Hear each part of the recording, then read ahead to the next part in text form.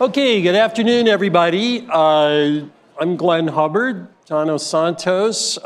We're here to talk Adam Smith. Two quick commercials. One probably more relevant to your life. Lunch will be available afterward upstairs in the alumni suite. Something we hope might be relevant for your life. A lot of the topics we're going to talk about today are the subject of the block week we'll teach together in January called Modern Political Economy.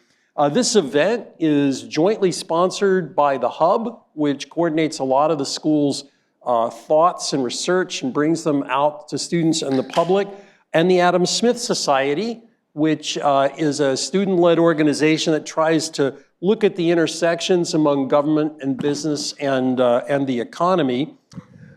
2026 is two 250th anniversaries. One's the anniversary of the nation, US. The other is the 250th anniversary of the publication of The Wealth of Nations by Adam Smith. It turns out that Smith was a TikTok influencer. Well, not really, but he was an influencer in 1776. And he's still very much an influencer now. What we'll talk about today between the two of us and your questions center on two of Smith's really big ideas, one of which everybody knows, the other is just as important and people don't know it. The one that everybody knows is The Wealth of Nations. It is the foundation treatise of modern economics and capitalism. 17 years before, 1776, Smith wrote a book called The Theory of Moral Sentiments, which he viewed as his best work. And a lot of the discussion we do in modern political economy that we think is relevant to the politics of today is more about the theory of moral sentiments. So we'll come back to that. It weaves into the early republic. John Adams practically plagiarized Smith many times in his early essays.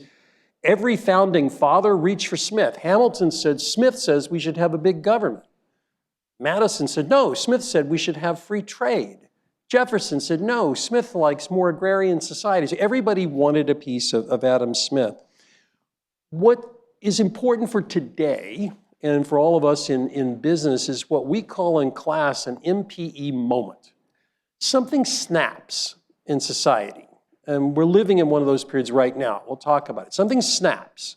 Economic ideas that had been orthodoxy are no longer seen as orthodoxy by political classes. It radically changes business. We open our class, and we'll open today with the first of capitalism's MPE moments, Smith's attack on the mercantilists. He completely says all the economic ideas you've heard of are wrong. The mercantilists are all wet. We need an open society.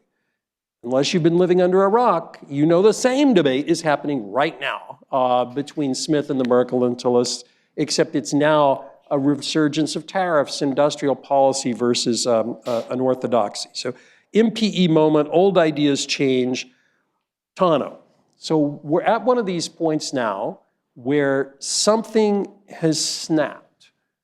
Are we in an MPE moment? I know we both have similar but not completely consistent ideas on this. Where are we? Is this an MPE moment or not? Yes, so we've been in an MPE moment now for a while, I would say, and we have, it's like the aftershocks of an earthquake. They keep coming back, and iterations of the original shock. So I'll pick one, and I'm sure we'll talk about others in a moment. I mean, there's an obvious one that we're all very familiar with, which is technology.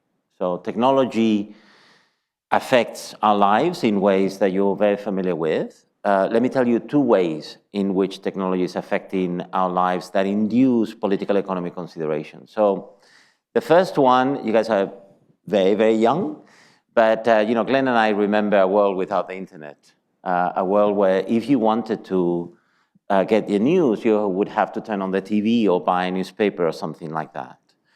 So how has the internet induced a political economy moment?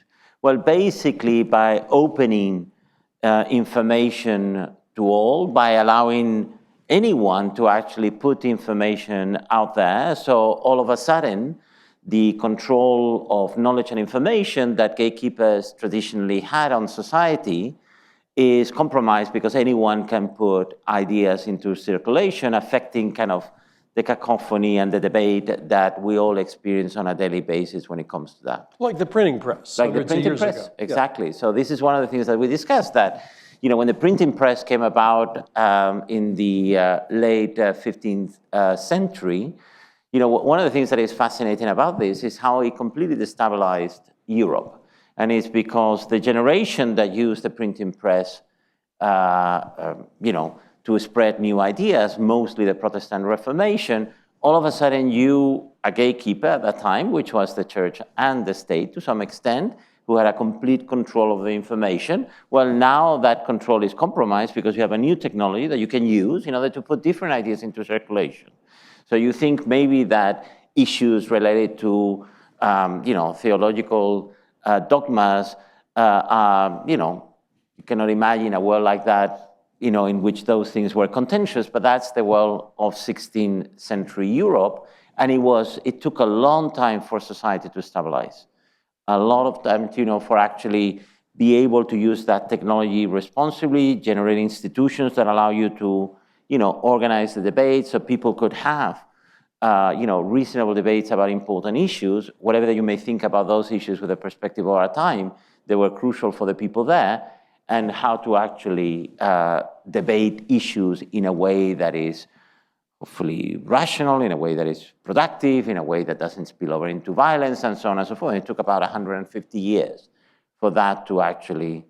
The second thing is, of course, what we're about to experience, that is going to be the life, professional life that you guys are going to be living going forward, which is, of course, artificial intelligence, and what it's going to do in terms of reallocating skills away from you and into the machine, and what it's going to be doing to your wages, to your possibility to learn, accumulate knowledge and, experience that commands a market value that will result into high wages going forward.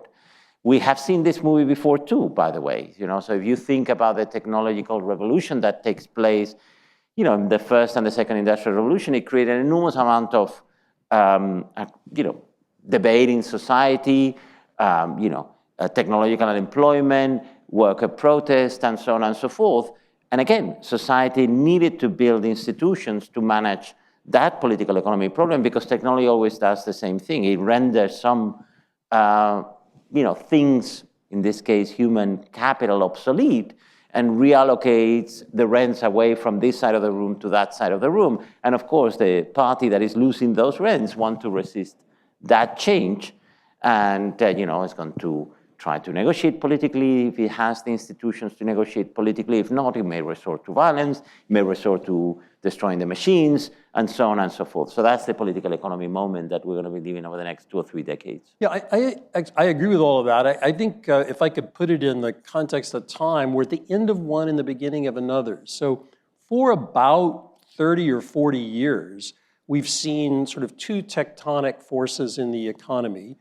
The bigger of the two to economists is probably the smaller of the two to politicians. The bigger of the two is what Tano said, it's technological change. But even things like the steel industry that are sort of big in political economy discussions today, what killed the US steel industry was actually technology, much more than it was globalization. We can talk about that if you want.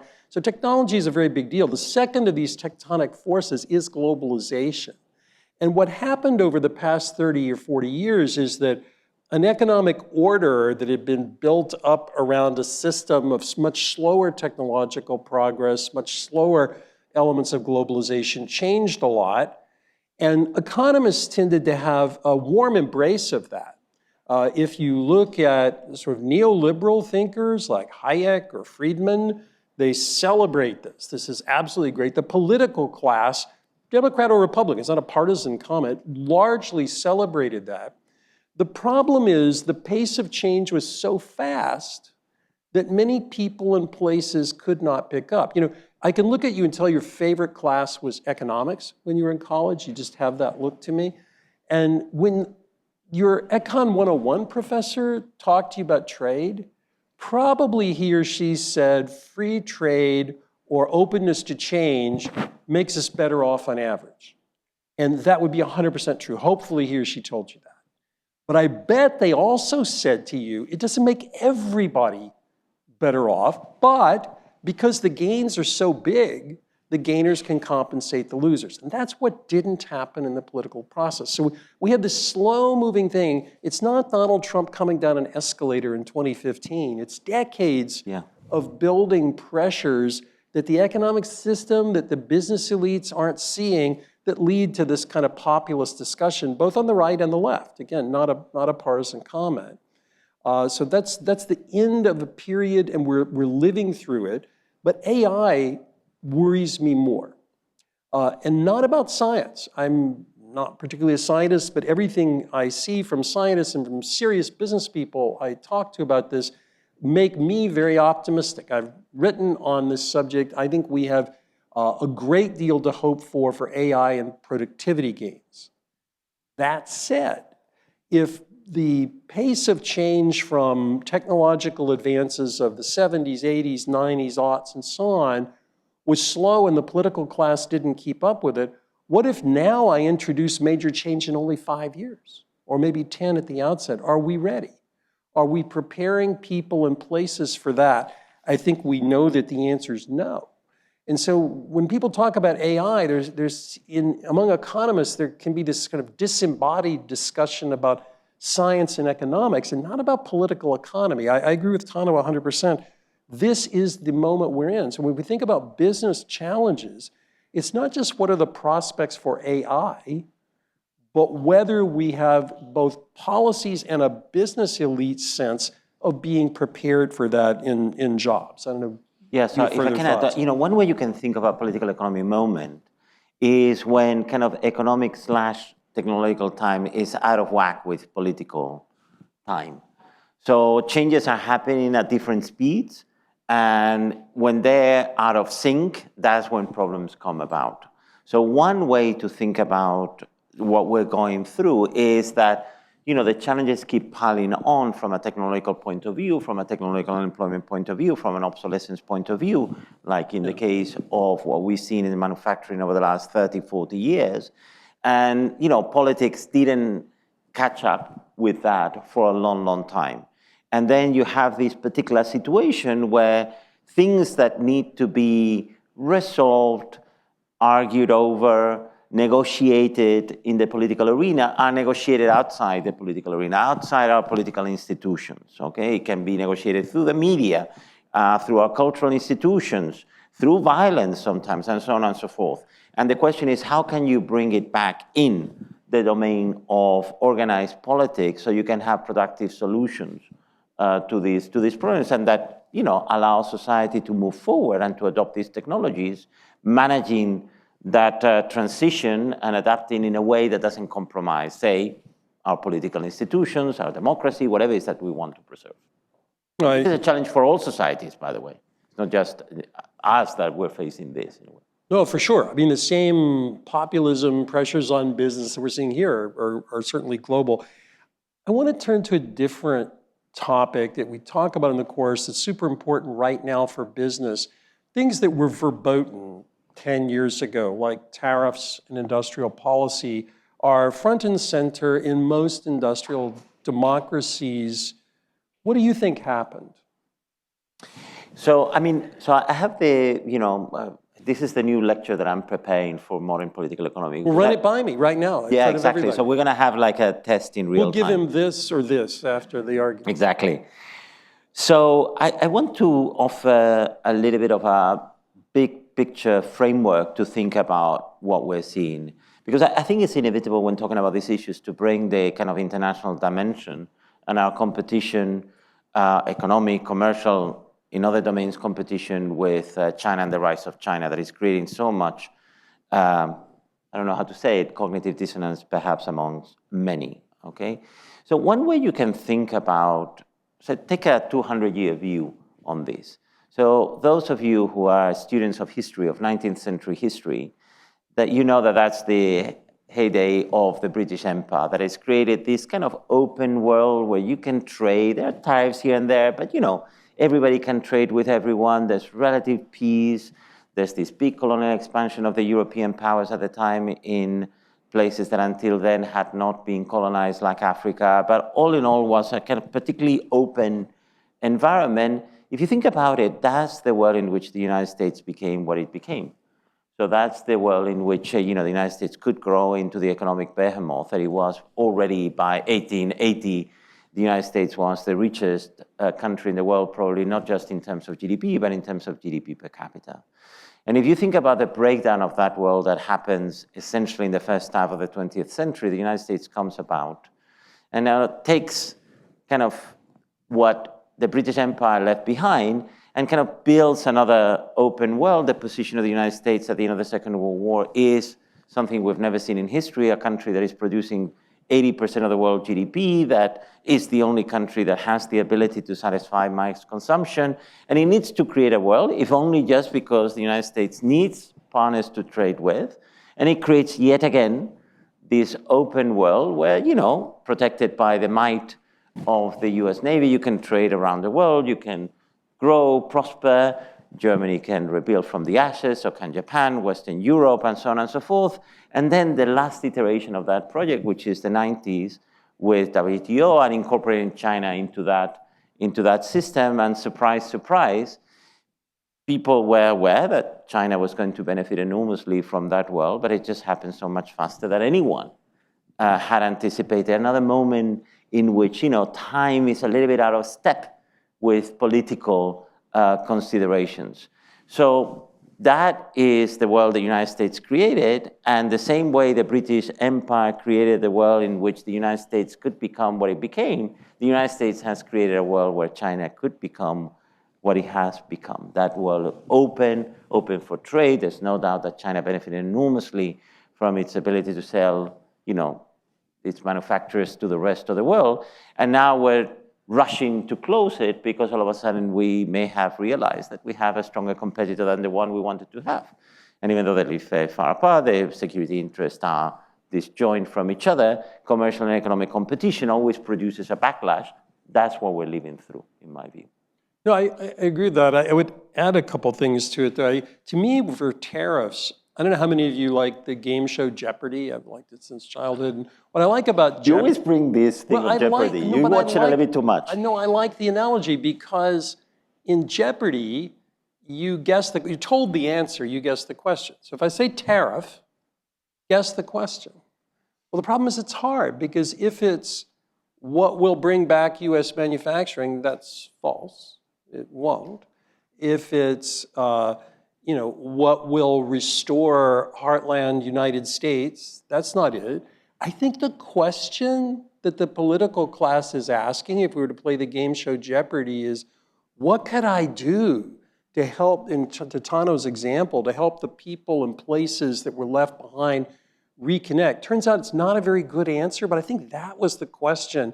It's not the one that comes up, but I think it's absolutely the question. And one of the themes we'll talk about, and we do talk about in the class, is economists stick to their religious answers typically on tariff. A tariff is a very bad idea almost all the time. That said, it may open up these questions that business people have to take seriously. I mean, no business person I talk to right now isn't completely focused on tariffs and supply chains. One of my clients is Maersk, the big shipper, and the amount of time that Maersk now has to spend thinking about strategy in shipping in a world with tariffs all over the world is very different than the example Tano gave of post-war US.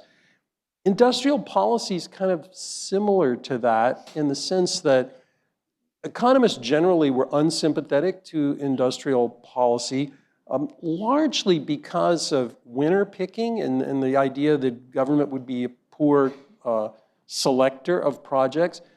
Probably the more dominant political economy reason to be a little skeptical of industrial policy isn't so much winner picking, but letting go of losers.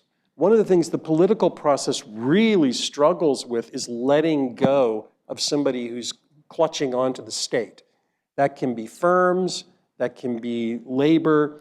We have a visitor, Luigi Zingalis, who will show up in class. He's visiting here this year, who's written very powerfully on this with Raghu Rajan. This is a real problem for industrial policy. Economists' general answer, which is you should focus on high or low, high meaning how about basic research, the frontier for everybody, or focus narrowly on specific defense issues and so on, I think is surely right. But there's one other theme I'd want to bring up, get your views on Tano, that people don't usually talk about in these economic discussions. And it's an old theme, and it's actually due to Karl Marx. People like me generally don't dress like me, generally don't say the words Karl Marx, but I will. And it's alienation. And part of what you're seeing in this desire, this underlying jeopardy question that nobody's asking is really about alienation of being left behind. So a lot of these arguments for tariffs, industrial policy, I think are something else, but I don't know, what's your take? Yeah, no, I think it's a fundamental problem, also an old problem. And I think it's one of the things that Marx actually got right. This idea that, a lot of these changes, by leaving people behind, it's kind of you become out of focus. Think of it that way.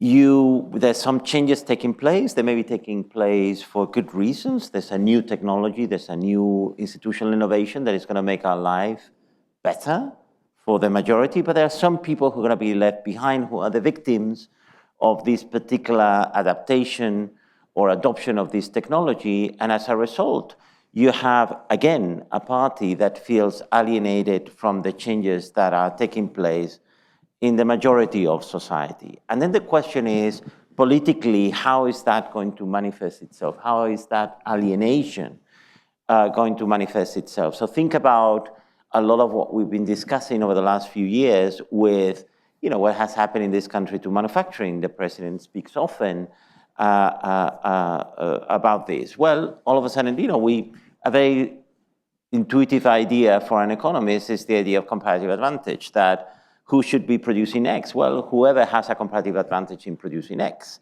Now, that has political dimensions because, what was being produced, say, in the Midwest is now being produced in Cambodia, in Vietnam, in China, and some other place like that. And that community, those, culture that we had in a particular place in the Midwest is gone just simply because the factory is gone. And that creates a modern political economy problem too that is deeply linked to the alienation of the people who live there, that all of a sudden something is being taken away from them. And as a result, the glue that bound that community is gone. Now, most of the time, we think of people being able to adapt to these changes relatively quickly. Economists have one of those expressions, Glenn, that we should abandon because it's one of those things that when they hear us talk as economists, they get upset, which is technological unemployment. That sounds, very, very aseptic somehow. But, it has a real meaning for people who are bearing and who are suffering from that technological unemployment. I cannot emphasize how important it is and how much it can help you understand all the things that we're seeing in the world. The success of politicians that the only thing they say is, I see you.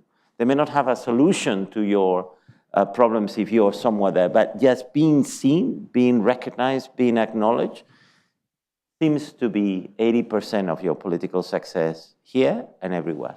Yeah, two things I would add to that I think economists haven't necessarily gotten right. One, you talked about technological unemployment. We're worse than that. The expression economists use for, I'm in one regime, I'm going to another, we'll all be better off in the other ultimate regime, but people get left behind. We call that transition cost. Yeah. Now, I don't know about you, but I would not want to be referred to as a transition cost. Yes. I'm a human being. Everyone is, every community is. And I think economists kind of lost their mojo in the political process with talk like that. The other was a statement going back to the early 90s by Michael Boskin, who was George H.W. Bush's chief economic advisor, when he said, potato chips, computer chips, who cares? Why should we care? Well, there actually are reasons we should care about some of these things, perhaps more narrowly. So we haven't always gotten it right as a profession. So I want to switch, though, to an economist I think we both like very much, me especially, Joel Mokyr, who just won one of the three people who was awarded the Nobel Prize in Economics. Sadly, Tano and I didn't get the Nobel Prize in Economics, much as we had hoped it would come our way, but Joel... We can still hope. We can still hope. And one of the things I started my teaching career at Northwestern, And my office was next door to Joel Mokir's. So my whole formative youth years were spent learning from Joel Mokir. And one of the things I like about Joel, and is apropos of this discussion, is his explanation of why growth happens. You know, one of the seminal causes of MPE moments is a problem in growth. Something slows down and the political class is trying to figure out what to do with it.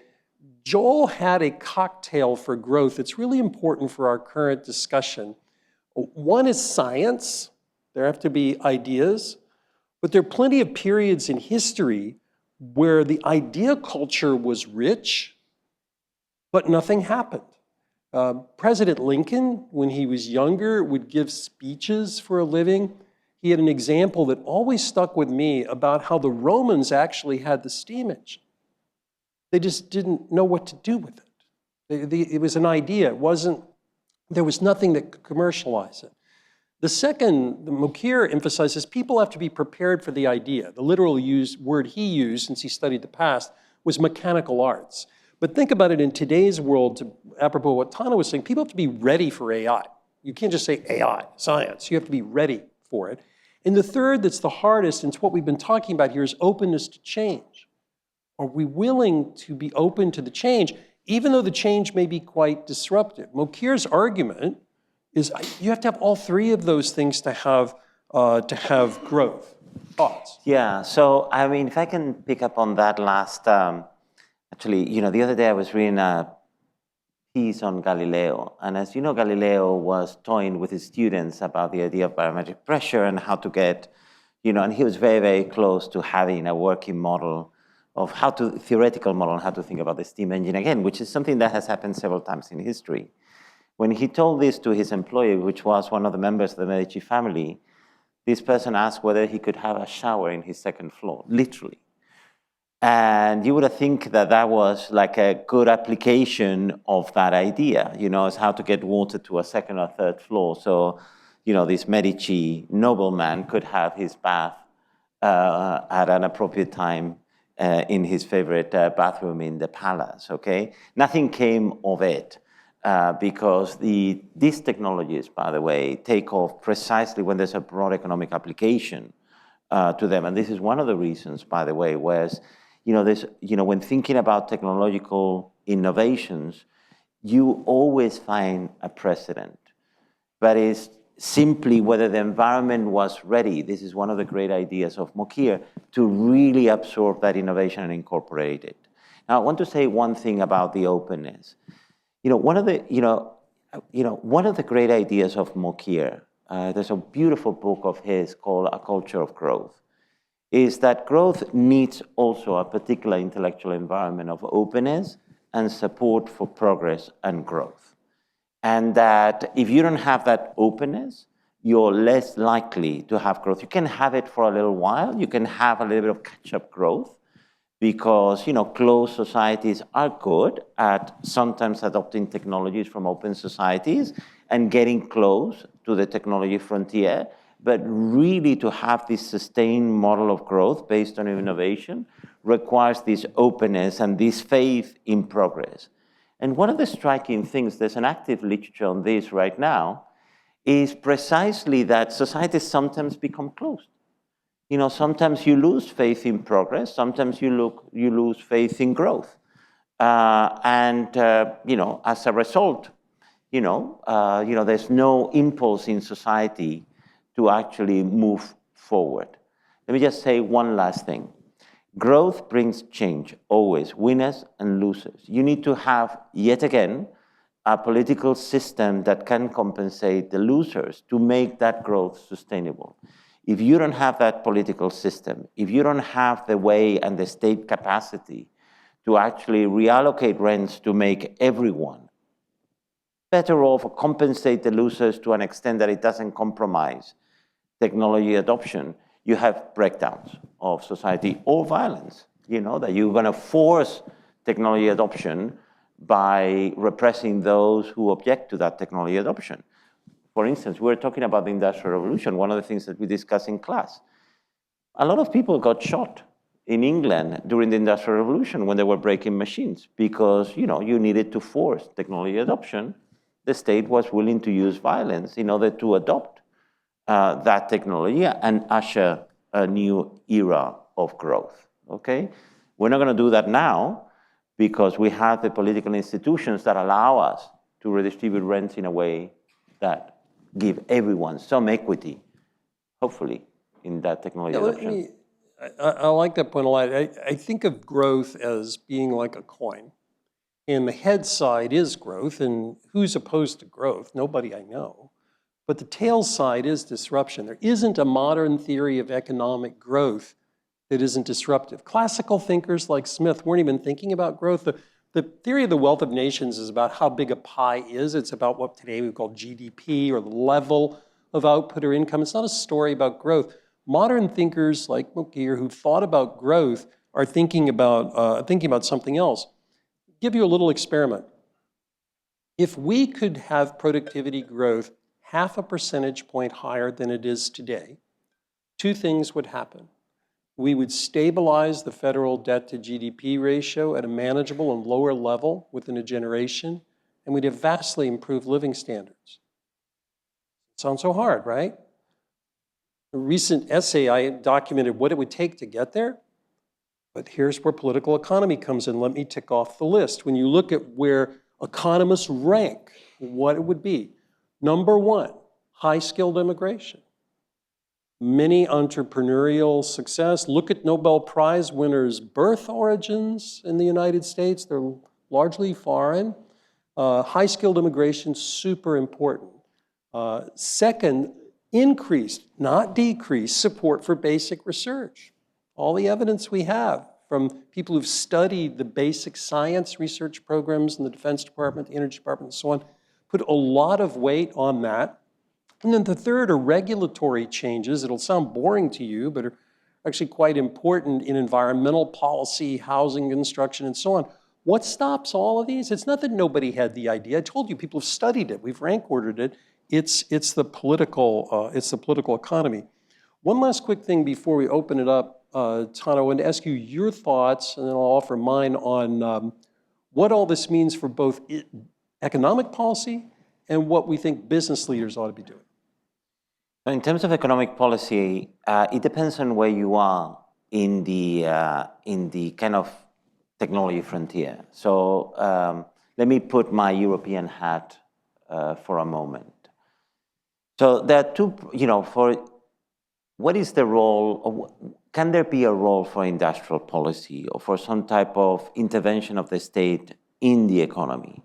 Again, if what you're trying to do is catch up, we have plenty of examples where a state can facilitate processes of catch-up.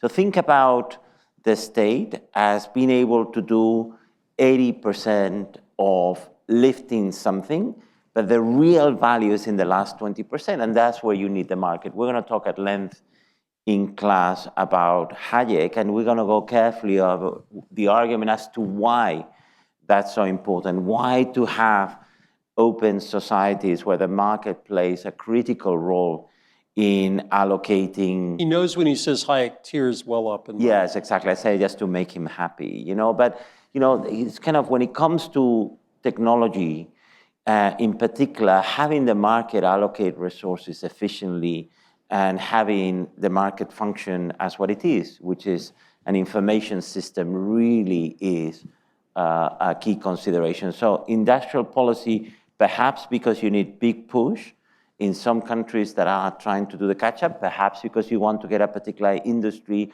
off the ground, and sometimes there are legitimate reasons to do that, because you think it's a national security issue, because maybe it's an environmental concern and we need to provide a subsidy so that we get environmentally sound chemical industry or something along those lines. And you want to, it's okay for the state to intervene in those particular situations. There are externalities everywhere. And the second question was, other than industrial policy? Business people, what should they be doing? So, I mean, as you guys are the business leaders of the future, you're going to find yourself actually managing a lot of internal conversations in an environment where politics is going to play a very important role in our lives, the way it didn't play in ours, I think. We're heading towards a more politicized, so we already live in a more politicized society than when I moved first to this country in 1991. You could actually navigate a variety of domains without the need of actually talking about politics or knowing the political affiliation of your coworkers or the people you're hanging out with. Politics is going to impose itself on you in a lot of domains. And as business leaders, as managers, you're going to find yourself all the time trying to create for us, put it this way, to create spaces that are free of politics so that people can collaborate and achieve common goals in a way that is not mediated by political considerations. But one of the striking things that we've seen over the last few months, I would say, right, is the engagement of the great titans of today's industry, mostly in the tech space, engaging actively in politics. More of that to come. That's my hunch, because that's what these MPE moments bring about, the politicization of everything. Yeah, I would agree with that. We want to get to your questions pretty soon, but I think for public policy, it really is about investing in people and places. We talk about it a lot in class. I wrote a book on this a couple of years ago. I think this is super important. For business people, though, which is what you are, it's first realizing that social support for what you want to do isn't a given. When I was the age that you are now, I took it for granted that there was social support for the market economy and market capitalism. That's not true. And don't think it is. It's not. And so for business leaders, not just politicians, it's important to think about these concerns. In class, we talk about, too often economists think about markets or state. There's actually a lot of connective tissue in between. We talk about thinkers who've worked on that problem. And a lot of what lies for business in planning today or for policymakers is there. One quick lightning round before we open up, Tano. 10 years from now, we'll be talking about what in all of this? Oh, we're going to keep talking about technology. We're going to be talking about technology and a fragmented international trade system. I agree with the first. I don't think we'll be talking as much about trade, but I think technology is number one and how we botched it yet again. Yes. Can I say one thing about, this is a topic in modern political economy that I want to bring to your attention, which is something that you said in passing that I think it would be fun to plant it in your heads today, which is the market has no friends. And it has no friends. Economists, and we don't really count. Yeah, exactly, we don't count. It doesn't have friends neither in the winners nor in the losers. And let me tell you why. And this is something that you as business leaders are going to have to contend with. The losers, because they lose. Okay, so immediately they want a transfer in order to compensate them for whatever happened. And the winners, because they want to use the rents that the market produced for them to capture institutions, so to close the market so they can solidify their position in the market. So this thing of maintaining the market is a constant struggle. It's a constant struggle. And something that you guys are going to experience going forward as business leaders is precisely this lack of support of the market coming from all quarters. Agreed. Open up to you guys. Anything on you? Do we have mics too that may come around? Yes, right here. Right there. Or scream if it doesn't come. Hi, thank you both so much. I wanted to double click on the industrial policy and letting go of losers part. And I guess what I'm thinking through is, what about when the industry is too big or systematic to let go of? So maybe connecting the alienation and disenfranchisement, looking at the GFC, what was the cost of not letting go of the GFC losers? Or maybe potentially looking at today, the cost of not letting go of a loser like Intel or a future loser like our AI circularity and investment that we see today. So I'm just curious about, is there examples we can see of the cost of not letting go of losers, and is it showing up today? Yeah, you raise really good examples. So one of the issues in the global financial crisis was so-called too big to fail institutions. And there may be some economic issue. There's certainly a lot of knowledge capital inside financial services. You don't necessarily want to have financial firms fail all the time.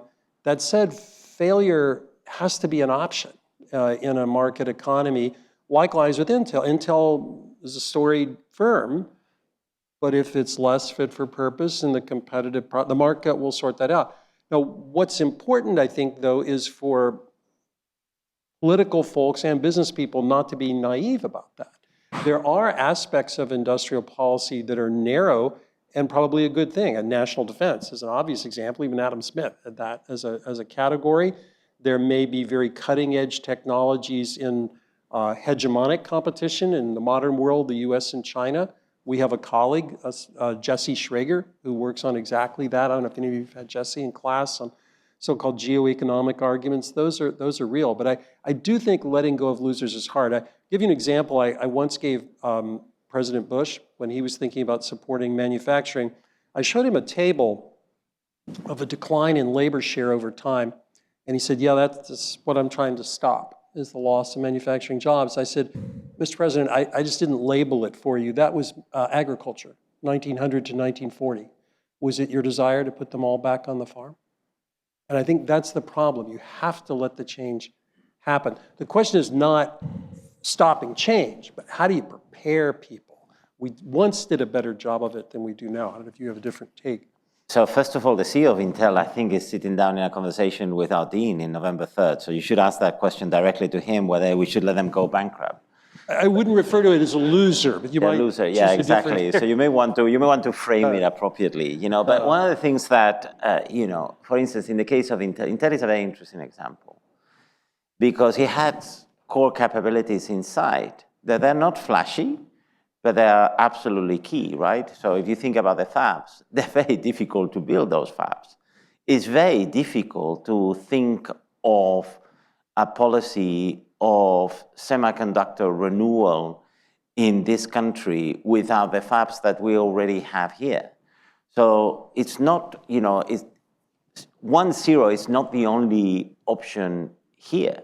And then the question is, what is the optimal organizational form that you want to give to that solution that preserves some core capabilities and allows the market to still do its magic in terms of producing the innovations that you think Intel should have produced? Not obvious to me that Intel should have come up with those innovations. The market seems to be doing the right thing. So Intel missed the boat of GPUs. NVIDIA comes about and launches that revolution and renders some of the products of Intel obsolete. But there's still core capabilities inside Intel that you want to preserve. So it's not obvious to me that this is not working. Maybe this has been slower than you would want it to be.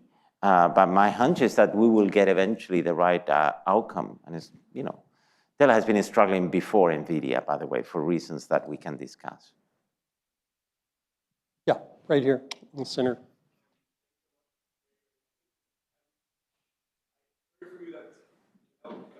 Marginalized people, one is to listen is to listen to them and to acknowledge it, and the other thing is to redistribute rents.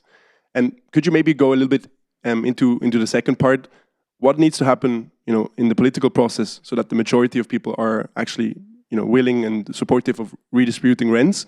And then maybe I'm thinking, for example, about marginalized communities, maybe let's say in Germany, France, where they're, voting far right, and kind of the majority is trying all they can to marginalize them from the political process and not have them, included in that process. So what needs to happen that we are, as a society, are happy to redistribute those rents and help marginalized communities? I think it's, I think your question is super important. I don't think of it just as really redistributing rents. Right. I get nervous about words like redistribution as one knows. But I do think we need to do much more of two things: preparation and reconnection. So we're not doing very much to prepare people for the next world that comes, and we used to. So in this country, for example, the land-grant college movement in the 19th century, the GI Bill after the Second World War, those were big, muscular state efforts to prepare people for a different economy than the one they thought they were in. We're not doing that. The second is reconnection, which is just a simple way of saying social insurance. So all of our social insurance programs are really designed for a whole different world. They're a world where you lose your job because of a business cycle. None of the political economy problems are that. The political economy problems are, I become redundant because what I used to do just doesn't exist anymore. That's a different kind of social insurance. So it's not just saying redistribute rents or listen, both of those are important, but it is saying we need to focus on that. And the third thing I would just mention is that economists used to be very negative on giving aid to places. We always said just go move if there's a better opportunity. For a variety of reasons, people don't. And there's a whole bunch of good new work on how to do place-based aid in a smart way. Nothing that I've said just now is sexy, so it isn't going to be in political speeches, but I think it's what we need to do. What do you think? Yeah, so very quickly, I mean, so rents are important and people need many forms of support for health insurance, food insurance, and so on and so forth. So rent is a part, but people want much more than that. They want the economic opportunity. So let me give you just one data point, and I don't want to take too much time because there are many questions, but one of the things that we know from the Second Industrial Revolution is that the places that saw the least distress in terms of worker violence were the places where workers actually that were being displaced by machines, for instance, had a big labor market next to where they lived, to which they could move in the presence of that technological disruption. So giving opportunities to people is absolutely key. So again, I think we sometimes confuse these things, and you're very right to bring this up, that it's not just rents.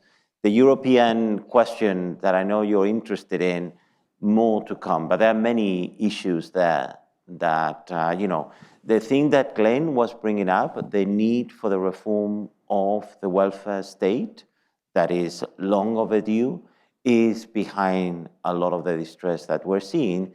The type of solutions that we're giving to address some of those are generating more problems down the road. I'll leave it at that. Sure. Thank you very much for the talk. For the last 250 years, the Western world has generated incredible prosperity on the back of the ideas that Smith espoused, economic liberty, moral liberty, and political liberty. But over the last 50 years, we've seen an economic entity rise extremely rapidly to global prominence by following a radically different script. I'm talking, of course, of China, which seems to now be outcompeting the West with a very, very different take on moral and political liberty. In the book you mentioned earlier about the internal spectator, moral philosophy that Theory of Moral Sentiments. Sorry? What book? Internal Spectator, Before the Wealth of Nations, his prior book. Speaking about the internal spectator and casting a lot of individual burden on the individual to be a reasonable stakeholder in the economic exchange. How would we understand China from a Smith perspective? If he was alive today, how would he explain what's happening? And what would he suggest as a Western response? We're seeing a lot of populism in the West. We're seeing a rise in authoritarianism as politicians are spinning their heels, trying to find a way to rejig the system to be competitive. What would be the right Smith response to what we're seeing? So I want to actually, this rapid rise of China, there's a component of it, I don't know how to put a number on this, but a lot of it is just simply catch up. And it's not the first time we see it. I mean, we've seen examples of state-directed capitalism before, South Korea before. I mean, South Korea starts growing under the dictatorship of General Park. My own country, Spain, grew very rapidly under a state-directed capitalist system. Poland was the second fastest growing economy in Europe in the 1960s, and it was a communist regime. I mean, catch-up has these things. And the question is, can we go beyond that catch-up phase to start producing the innovations? And I think, China is a wonderful, magnificent country with a great culture, incredible people, better engineers, and so on and so forth. But let's see if we can produce the wealth of innovations and technological innovations that we've seen in the past. If I can add just one word of warning, though. One of the things that worries me enormously about the narrative of the way we talk about these issues is this idea of the comparison of models. That because the economic outcomes seem to be better with that particular model, then maybe we should be adopting that particular model. I think this is a mistake. Our societies have foundations, hopefully, that go beyond their economic convenience too. That they are founded on individual rights, on property rights, on the balance between the state and the individual, and we wouldn't want to compromise that simply, for a mimetic reaction of simply comparing ourselves to, systems that seem to be generating prosperity in the context of a different political environment. Yeah, I would agree with that. I would just add there's a major spread in the Financial Times this weekend on this point that if you get past the catch-up phase, a lot of recent Chinese investment isn't showing up in productivity growth. So you can add to GDP at a moment in time by spending more and making more investments. The question is whether that increases your long-term prosperity, and the jury is very much out. I think one of the things to be careful about, in Smith in The Wealth of Nations was effectively saying what you need to be looking for in terms of judging a society is the prosperity of average people. It's basically the wealth of a nation, of course, is consumption. It's the ability of average people to consume. He didn't necessarily make the leap a lot of others did after, which is, and that should lead to a lot of individual liberty and all that. So I think for the reasons Tano says, different political systems are different. Other questions? Yeah. There's like an optimistic story on AI where the old days people would say if you lose your manufacturing job, then you should learn to code, and that was kind of unrealistic. But I don't know, maybe with kind of the impact that AI has on education, do you think there's an optimistic angle where it kind of brings down the frictional costs of finding a new role?